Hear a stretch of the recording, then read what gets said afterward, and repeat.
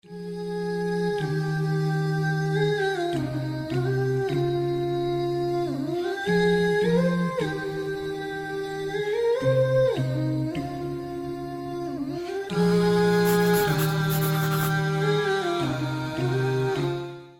les cookers, aujourd'hui on se retrouve pour un menu du jour avec en entrée des maracuda au kiri, en plat le poulet aux olives et en dessert des riliba coco. Donc vous avez le temps de préparation et de cuisson, c'est parti.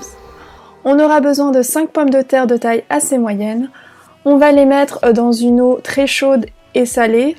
Et du coup on va les laisser cuire pendant à peu près 30-35 minutes.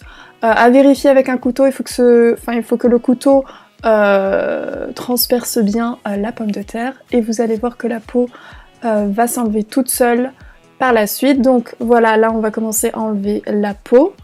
Ensuite on va enlever donc le reste avec un couteau. Et on va les couper, mais vraiment comme vous voulez, c'est juste histoire de faciliter l'étape suivante.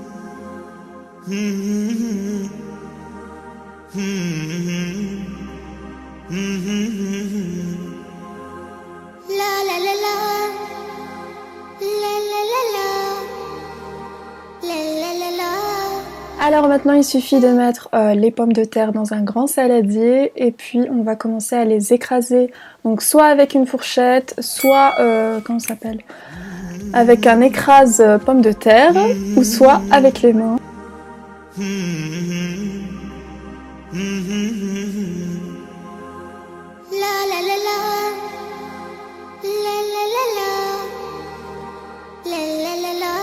Alors maintenant pour le persil, on va le couper assez finement, donc 3 à 4 cuillères à soupe de persil, mais vous pouvez en mettre plus pour ceux qui aiment ça. Et vous pouvez rajouter aussi de la coriandre.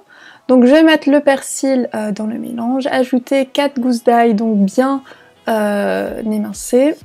On ajoute maintenant les épices, donc une cuillère à café de cumin, une demi-cuillère à café de curcuma, une plus une demi-cuillère à café de sel, et enfin une demi-cuillère à café de poivre. Puis on mélange donc.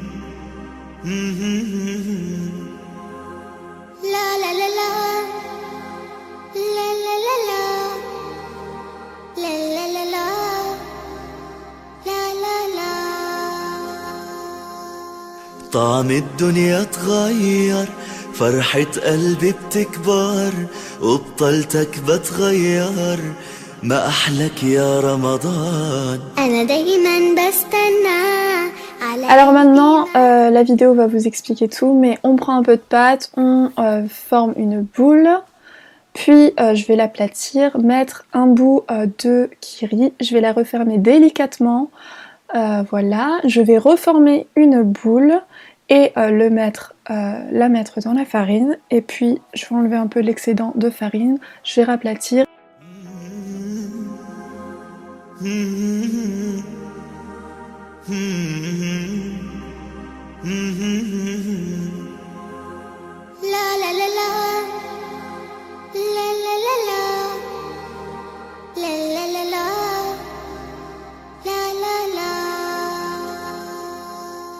طعم الدنيا اتغير فرحة قلبي بتكبر وبطلتك بتغير ما أحلك يا رمضان أنا دايما بستنى.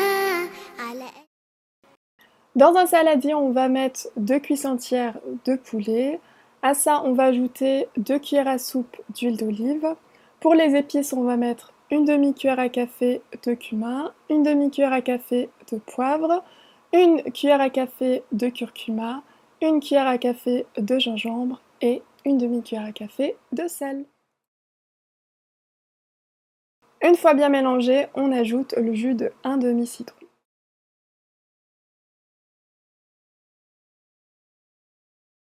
Et enfin, 2 gousses d'ail coupées grossièrement. Dans une cocotte ou un tagine, on va mettre un fond d'huile d'olive. À ça, on ajoute 3 oignons coupés, une demi-cuillère à café de sel pour faire suer nos oignons et on mélange bien. Une fois les oignons ramollis, on ajoute la marinade que nous avons préparée précédemment.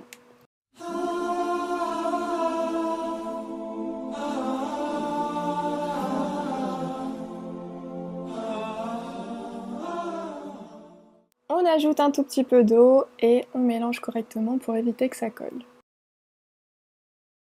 On laisse cuire quelques minutes et on ajoute une grosse poignée de persil.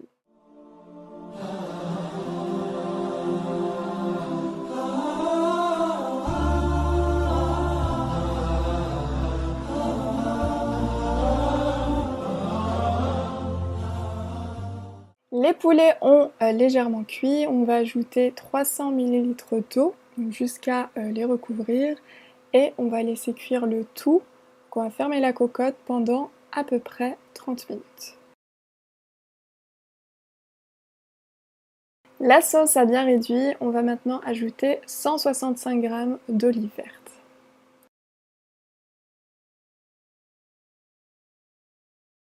On referme la cocotte et on laisse cuire pendant 20 minutes. Et voilà, le poulet aux olives est prêt, c'est juste délicieux, donc c'est vraiment à tester. Pour la présentation, vous pouvez dorer vos poulets avant de servir.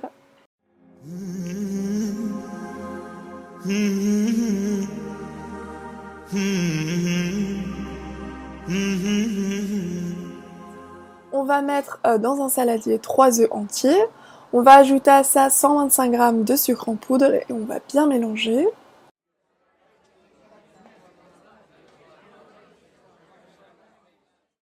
On va ajouter une cuillère à soupe de confiture d'abricot.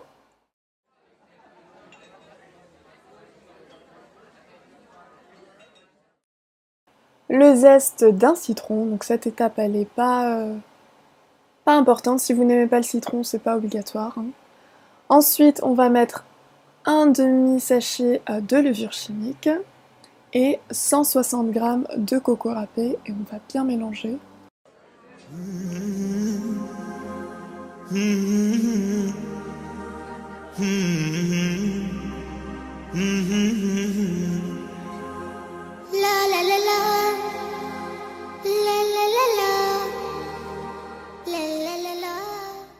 Vous allez obtenir une pâte assez collante, pâteuse.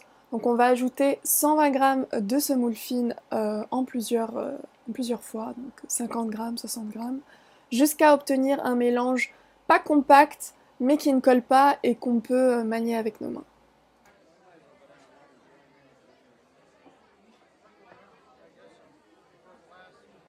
J'ajoute entre-temps 100 ml d'huile d'olive ou 10 centilitres d'huile d'olive et je vais mélanger à la main.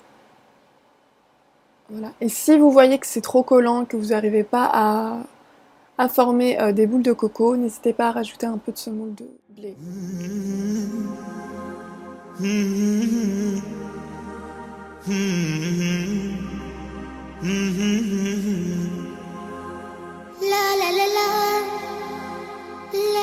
Donc voilà, là c'est pas mal, je peux former des boules de coco. Donc je vous montre en image comment faire, c'est pas compliqué.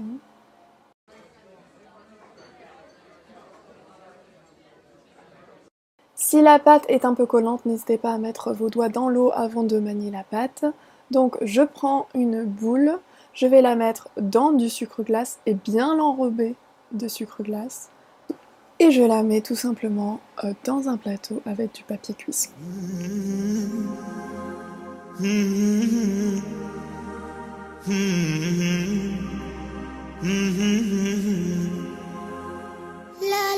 Donc ça fait une vingtaine voire plus de riba coco.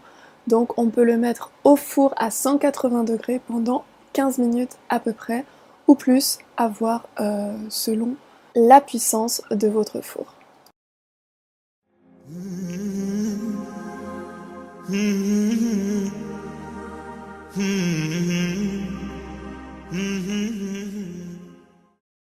J'espère que la vidéo vous a plu, j'attends vos réalisations, donc le menu entier ou l'entrée, le plat ou le dessert. En tout cas si ça vous a plu, n'hésitez pas à mettre plein de pouces vers le haut et je vous dis sahartulkum.